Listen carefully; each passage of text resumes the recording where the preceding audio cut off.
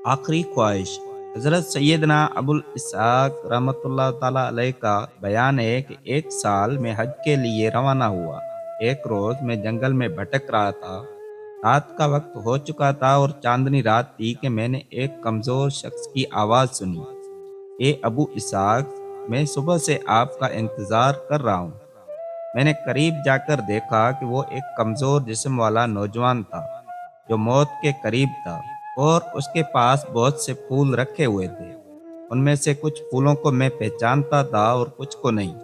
मैंने पूछा, तुम कौन हो और कहाँ से आए हो? उसने जवाब दिया, मैं शमशाद नामी शहर से आया हूँ। वहाँ मैं ऐश व इज्जत की ज़िंदगी गुजार रहा था कि मेरे नफ्स ने गोशा नशीनी और गरीबुल वतनी का मुतालबा किया, इसलिए मैं वहाँ से यहाँ आ गया और अब मैं मौत के करीब हूँ। मैंने अल्लाह अज़्ज़ वजल से दुआ की थी कि अपने औलिया में से किसी वली को मेरे पास भेज दे, और मैं उम्मीद करता हूँ कि वो आप हैं। मैंने पूछा, क्या आपको कोई हाजत है? नौजवान ने जवाब दिया, हाँ, मेरी एक वालदा और बहन भाई हैं। मैंने सवाल किया, क्या कभी आपको उनसे मिलने का इश्तियाक हुआ? उसने कहा, पहले कभी नहीं हुआ, लेकिन आज मुझे उनकी खुशबू सूंघने का शौक हुआ है। मैंने उनके पास जाने का इरादा किया तो जंगल के दरिंदे और परिंदे मेरी वहशत व गुर्बत दूर करने मेरे पास पहुंचे।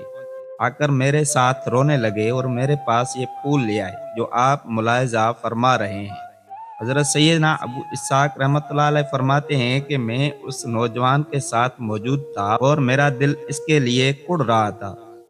इतने में एक बहुत बड़ा सांप अपने मुंह में नरगिस का बड़ा फूल लिए हुए वहां पहुंचा और बोला, अल्लाह के वली को छोड़ दो, क्योंकि अल्लाह अज़्ज़ वजल अपने औलिया के लिए गैरत फरमाते हैं। यह सुनकर मुझ पर और उस नौजवान पर गशी तारी हो गई।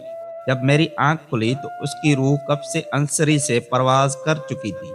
जब मैं हज करने के बाद शमशाद शहर में दाखिल हुआ तो एक औरत जिसके हाथ में चमड़े का एक बर्तन था, वो मेरे पास आई। मैंने उस औरत से ज्यादा जंगल वाले नौजवान से मुशाबा किसी को नहीं देखा।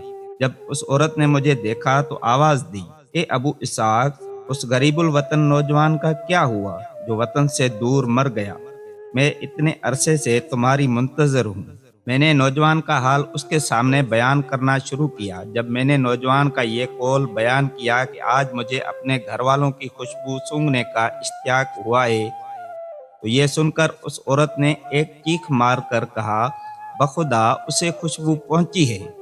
उसके बाद उसने एक घुटी हुई सांस ली और उसकी रूह कब से अंसरी से परवाज कर गई।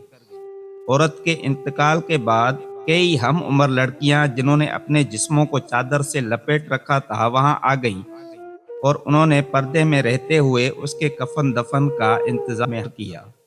अगर आपको हमारी वीडियो पसंद आई हो तो लाइक सब्सक्राइब ज़रूर करें, अपने दोस्तों और अहबाबों के साथ ज़रूर शेयर करें।